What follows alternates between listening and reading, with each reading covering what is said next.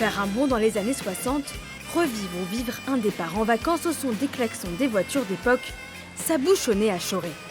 Joséphine, 18 ans, le permis en poche depuis quelques mois, a sauté sur l'occasion pour conduire sa 2 chevaux. Voir toutes les personnes qui s'amusent ensemble avec les vieilles voitures, à se déguiser et tout ça, c'est une bonne ambiance.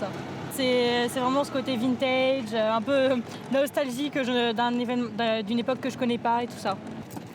Mais gare au trottoir. On va y arriver.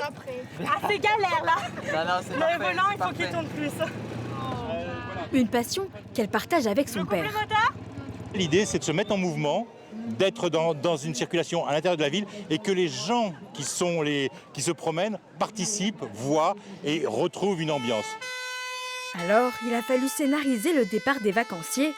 Là, c'est le drame. Une 2 chevaux fait fausse route. Le conducteur n'avait pas attaché sa ceinture de sécurité.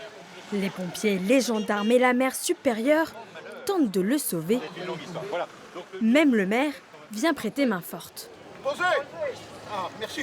Bon, il y a eu cet accident qui a provoqué cet embouteillage et là on a bien du mal à juguler la circulation. En plus c'est le premier jour de soleil de 2024, je pense que tout le monde l'a remarqué et forcément tout le monde a eu envie de partir et ça tombe mal cet embouteillage. Une première édition qui suscite l'engouement, de nombreux de Sévriens sont venus en famille assister à l'événement. Je suis fan des voitures de collection. C'est des véhicules qu'on n'a plus l'habitude de voir et que voilà, ça nous ramène un peu à notre enfance.